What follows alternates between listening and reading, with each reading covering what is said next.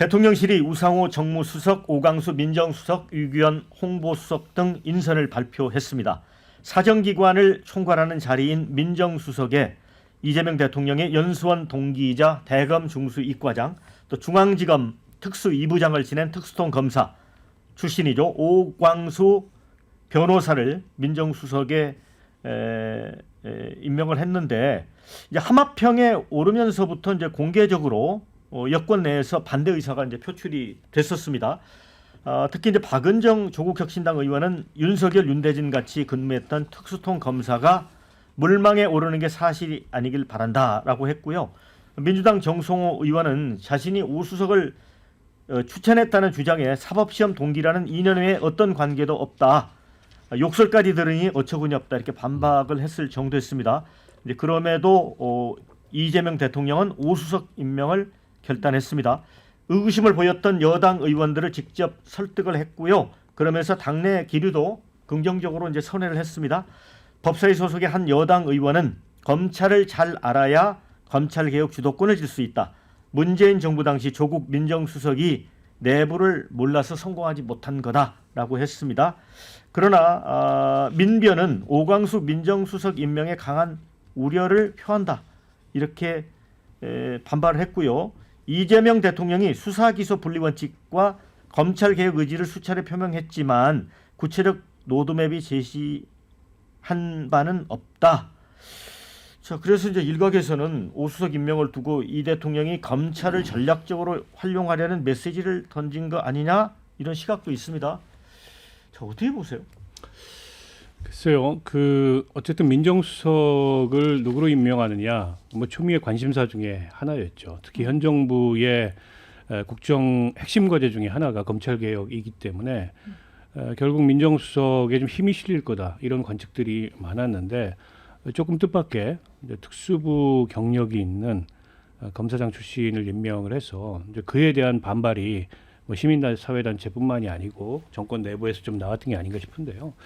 근데 이게 오래된 준비 카드였던 것 같아요.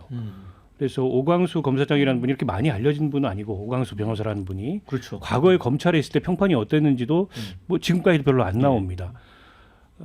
그런데 그런 분을 민정수석으로 발탁한 카드는 아마 이재명 대통령이 이전부터 이제 그분을 염두에 두고 이 준비를 해왔던 게 아닌가 싶고요. 보통은 정권 초기에 이렇게 이제 논란이 커지거나 그런 거를 방지하기 위해서 특히 이제 지지층 내부에서 뭐 이런 반발이 나오거나 이런 인사를 잘 안 하거든요. 그럼에도 불구하고 저 인사를 그냥 강행한 거는, 어쨌든 그 민정수석을 축으로 검찰 개혁을 해야 되는데 거기에 특별한 문제가 생기지 않을 거다라는 어떤 확신 같은 게 있기 때문에 그걸 추진을 한 게 아닌가 싶어요. 만약 거기에 대해서 확신이 없거나 어떤 그 부작용이라도 이후에 생길 거라면 안 했을 텐데, 그걸 갖다 그냥 계속 그 지지층 내부의 반발에도 불구하고 유지한 걸로 봤을 때 준비된 거고, 그 대통령의 어떤 판단이 실려 있는 게 아닌가 싶고요. 그리고 이게 이제 뭐 검찰개혁뿐만이 아니라 인사검증을 총괄하는 자리이기도 하고 사정기관 관리 전부 다 하는 자리지 않습니까? 현 정부로서 굉장히 중요한 자리고, 뭐 역대 정부에도 마찬가지였는데, 윤석열 정부 시절에 민정수석 없이 출발했다가 나중에 이제 민정수석 임명하면서 이게 많이 흐트러졌잖아요. 그걸 다시 이제 재정돈한다는 측면에서 굉장히 중요한 그런 인사이기 때문에 준비 없이 혹은 뭐 연수원 동기라는 이유로 임명하지는 않았을 거다. 그래서 아마 정권 내부에서도 빠르게 그런 부정적 평가나 이런 것들이 줄어드는 게 아닌가 싶습니다. 이제 지금 국민의힘에서는 뭐 우상호 정무수석, 오광수 민정수석에 대해서는 크게 문제를 삼지는 않는 것 같아요. 내부적으로 좀 평가를 하고 있는 거죠? 네. 저는 이제 검찰이라는 조직이 우리나라에서 범죄자를 잡는 것으로는 가장 유능하고 가장 많은 경험을 쌓은 조직입니다. 그래도 어쨌건 우리나라에서 제일 똑똑하다는 사람들이 검사가 되고, 그 사람들이 수십 년 동안 그 노하우를 쌓아오고 우수한 그 집단이에요. 근데 검찰을 악마화하고 검찰을 해체해야 된다라는 생각은 저는 잘못됐다고 봅니다. 그러면 범죄자들만 좋아지는 것이요. 다만 국민들께서 느끼는 검찰 개혁의 요체는 뭐냐? 검찰이 공정하고 중립적으로 수사하고 정권과 유착하지 말라, 이제 그것이거든요. 근데 저는 그 문재인 정부 때도 검찰 개혁을 한다라는 것이 결국은 자기 편을 만들려고 했다라는 게 그 핵심이라고 생각합니다. 가장 정치 검사들이 정권의 전면에 서가지고 주구 역할을 했었던 것이 문재인 정부 때예요. 그러다가 그것이 통제권 밖을 벗어나니까 그 다음부터는 검찰을 막 악마화하기 시작했죠. 저는 이분이 오광수 수석이 어떤 분인지 모르겠지만 검찰 특수부 검사 출신이었다는 것만 가지고서 반대한다는 것은 저는 그 이해하기 어려운 일이라고 생각하고요. 민정수석을 조국 수석이 해서 검사 출신이 아니라서 검찰 개혁에 실패했다라고 하는데 그러면 조국 민정수석이 잘했습니까? 유재수 감찰 무마 사건, 울산시장 선거 개입 사건, 대통령 사위 취업 특혜, 듣도 보도 못한 그런 사건들의 다 중심에 서 있는 게 조국 민정수석이었습니다.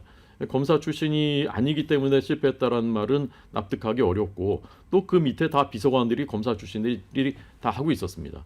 그래서 저는 이분이 오광수 수석이 어떻게 할지는 모르겠지만 성공하느냐 못하느냐는 검찰을 자기 도구로 쓰지 말고 정권의 도구로 쓰지 말고 공정하고 중립적으로 수사할 수 있도록 그걸 보장해 줄 수 있느냐 없느냐 거기에 달려 있다고 생각합니다. 장현주 변호사, 네. 근데 이 민변의 걱정은 그런 게 깔려 있는 것 같아요. 그러니까 이제 수사 기소 분리 원칙, 검찰 개혁 이거를 이재명 대통령이 이제 표명을 하긴 했는데 네. 이렇게 검찰 내부 출신이 이제 민정수석이 가게 되면 이게 혹시 이렇게 좌초되는 게 아니냐 그걸 깔고 있는 거 아닐까요? 그렇죠. 뭐 민변뿐만 아니라 우려의 목소리를 제기하는 그런 기관들도 있고요. 뭐 그런 인물들도 지금 많은 것 같습니다. 특히 이제 민변 입장에서는 검찰 개혁이라는 화두가 그냥 단순히 뭐 이재명 정부의 어떤 공약 하나의 중에 하나 뭐 이런 게 아니라 사실은 검찰 개혁이라는 화두는 국가의 적으로 봤을 때도 그리고 중장기적인 또 과제이기도 하고 굉장히 중요한 과제인데 지난 문재인 정부에서 검찰 개혁이 미완에 그쳤다라는 평이 많거든요. 그렇기 때문에 이재명 정부에서는 이 부분을 완수해야 된다라는 분명히 사명 의식은 분명히 존재하는 것 같고요. 그렇기 때문에 민변 입장에서도 혹시라도 이 검찰 개혁이라는 또 중차대한 과제가 이번에도 또 좌절되는 것 아닌가라는 우려가 있기 때문이라고 생각을 해요.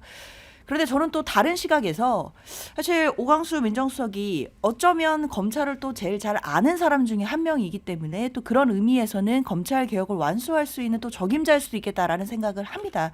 특히 이재명 대통령만큼 검찰 개혁에 대한 의지가 확고한 사람이 그렇게 많지 않을 거라고 생각해요. 그만큼 검찰 개혁에 대한 의지만큼은 뭐 이재명 대통령이 확고하게 있다라는 부분에 대해서는 국민들이 다 알아주실 거라고 생각을 하고 그렇기 때문에 검찰 조직을 잘 아는 오광수 민정수석이 관련해서 뭐 검찰 개혁뿐만 아니라 민정수석으로 해야 될 일을 잘 해낼 수 있다고 생각이 들고요. 그래서 결국에는 검찰 개혁의 어떤 또 구체적인 로드맵이나 또 그리고 진행되는 과정을 보시면서 국민들이 아 이재명 대통령이 다 계획이 있었구나 이렇게 말씀하실 날이 오도록 좀 잘 해봐야 되겠다라는 기대감은 있습니다. 자, 저희 방송 라디오 듣고 계신 분도 있고 유튜브로 보시는 분 있는데 댓글 이거 올려주셨어요. 또 특수통 검찰 출신 지겹다 이런 의견 주셨고요. 문통이 검찰개혁 의지를 믿고 임명했던 윤석열이 180도 돌변한 전례를 모르는가 이런 우려하는 의견입니다. 검찰의 칼날이 필요하다는 건가? 라는 의견도 주셨어요. 검찰을 알아야 개혁을 한다. 이재명 대통령의 이 얘기를 일단 믿고 가면 된다. 이런 얘기도 있고요. 약간의 우려가 있는 것으로 보여지나 대통령 믿고 가자. 이런 의견이 있습니다. 설전 변호사. 네. 그런데 이제 특히나 그 임은정 대전지검 부장검사는 윤석열 대통령에 대해서도 현직에 있으면서 각을 계속 키웠던 분이잖아요. 네. 이분도 문재인 정부 시절 검찰 인사 실패 사례가 반복되질 않길 바란다 하면서 뭔가 좀 섭섭한 그런 의중을 내비쳤거든요. 이 배경에 뭐가 깔려 있을까요?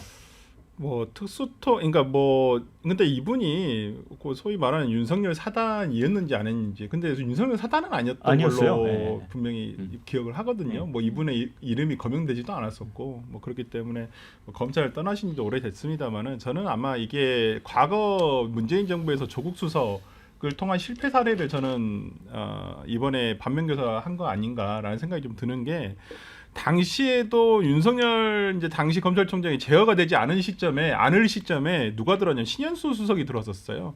당시 신현수 수석을 기용했던 이유는 검찰 출신이어서 검찰과의 어떤 소통이라든지 이런 부분이 예. 좀 원활하게 됐다라고 한다면 사전에 어떤 윤석열 총장이 그렇게까지 통제가 벗어나지는 않았을 텐데라는 어떤 그 문재인 정부의 좀 늦은 후회가 있었거든요. 저는 이재명 대통령이 그런 부분을 저는 생각을 했다고 봅니다. 자신의 어떤 뭐 동기기도 하고 어떠한 친분 관계가 있었는지 모르겠습니다만은 검찰을 알아야죠. 그리고 저는 검찰에 대한 수사권 기소권 분리 문제도 좀 속도 조절이 필요하다 봅니다. 그냥 단숨에 지난번 문재인 정부 막바지에 있었던 것 같이 검수완박을 어떤 입법을 통해서 그냥 한꺼번에 빼앗는 그런 과정을 거칠 것이 아니라 기소권 수사권을 분리를 하더라도 솔직히 말씀드리면 검찰에서 하는 0.1%의 정치 사건 때문에 그런 거잖아요. 예. 대다수 사건은 안 그래. 대다수 민생 범죄들은 솔직히 지금도 검찰의 지위가 없으면 안 됩니다. 솔직한 말씀. 저는 변호사니까 예. 그 실무적인 부분에서 정말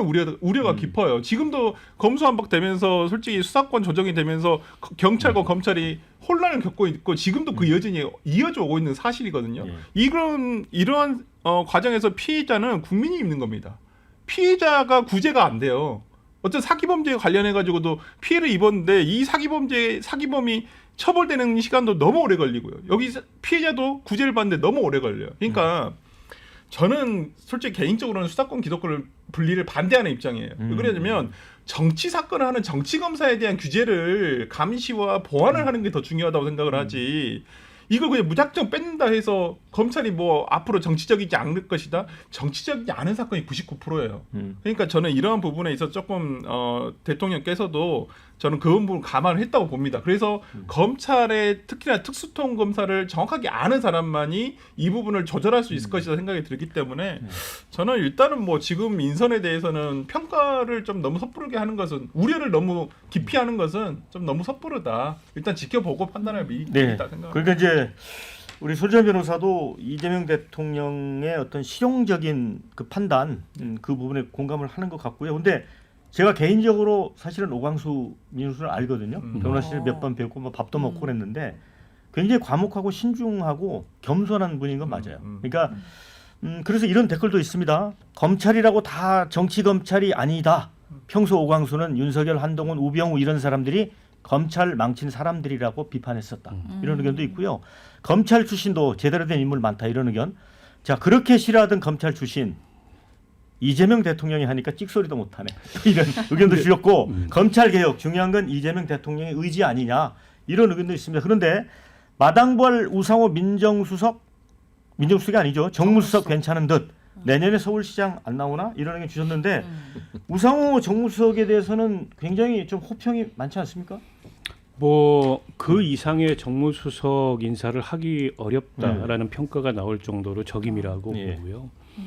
일단 그 뭐 경험이나 또 그 경험에서 우러나오는 이제 관록이나 역량 측면에서도 이제 적임자라고 생각하고 또 정무수석이 이제 여야 관계 또 국회에서의 이제 정권이 추진하는 국정 과제가 무리 없이 진행될 수 있도록 하는 그런 조율 업무나 이런 걸 하게 될 텐데 그 야당에서도 우상호 정무수석에 대해서는 그렇게 좀 비판적이거나 좀 인색한 평가를 하지는 않을 것 같아요.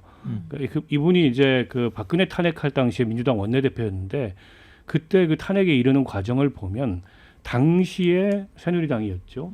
당시에 그 여당과도 여러 가지로 이제 깊이 있게 조율을 하면서 탄핵 국면을 이끌었던 그 뭐 비하인드들이 굉장히 많습니다. 그리고 여당 의원들과도 친분도 상당히 야당 의원들과 친분도 상당히 있고 그래서 무리 없이 여야 관계를 조율할 수 있다 이런 생각이 들고요. 또 이제 민주당이 집권에 이르는 과정에서 조금 너무 강한 거 아니냐 이런 우려도 있었잖아요. 물론 이제 의석도 많긴 했지만은 이제 그런 측면에 있어서도 이제 우상호 민정수석은 당내에 있을 때도 조금은 이제 다른 판단과 그렇죠. 이제 이런 걸 했던 분이기 때문에 그런 측면에서 조금 이제 집권한 이후의 여당으로서는 좀 다른 그 면모가 필요한데 이제 그런 조율도 잘 해낼 것 같다 이런 기대가 있는 것 같고요. 앞서 검찰 특수부 출신이라 그래서 다 같지는 않습니다. 검찰 특수부 출신이 모두가 문제가 되지는 않았어요. 마찬가지로 검사 출신이라고 다 편견을 가질 필요가 없는 것도 분명해요. 다만 이제 검찰은 개인이라기보다는 그동안의 조직으로 여러 가지 문제를 야기했기 때문에 그런 점에서 특수부 검사 출신 민정수석에 대한 우려가 있는 거고 저는 그럴 리는 없다고 보지만 저게 자칫 검찰을 정권의 칼로 쓰겠다라는 어떤 그 생각에서 나온 인사는 아니길 바랍니다. 사실은 저는 문재인 정부 시절에 교수 출신의 민정수석을 임명했지만 특수부를 정권의 칼로 쓰려고 했던 그런 의도가 있었어요. 예. 그래서 검찰 특수부가 늘어났습니다. 그게 오히려 거꾸로 역풍을 불어서 윤석열 같은 괴물을 낳고 그게 문재인 정권의 어떻게 보면 실패를 가져오는 원인이 됐던 거거든요. 이제 그런 시행착오를 반복하지 않기를 바라고요. 저는 수사권 분리 속도 조절 들어가야 된다고 생각합니다. 그게 집권에 이르기까지의 정치적 어젠다로서 제기하는 거하고 정권을 잡은 이후에 국정과제 우선순위를 어디다 둘 건가는 전혀 다른 문제예요. 근데 지금 검찰 개혁을 우선순위에 둘 상황이 아닙니다. 경제 상황이나 여러 면모로 봤을 때 그런 면에서 너무 편견을 갖지 말고 지켜보되 다만 어쨌든 과거에 그 정권이 그 반복했던 시행착오에 대해서는 또 충분히 경계심을 가질 필요가 있다 이런 말씀 드리고 싶어요. 네, 댓글에 오광수 우상호가 마음에 들지 않아도 이재명을 믿기 때문에 그냥 넘어간다 이런 의견 주셨고요. 사람 쓰는데 탁월한 재능이 있는 이재명이라 대통령으로서 능력을 믿는다 이런 긍정적인 말 많이 주셨습니다.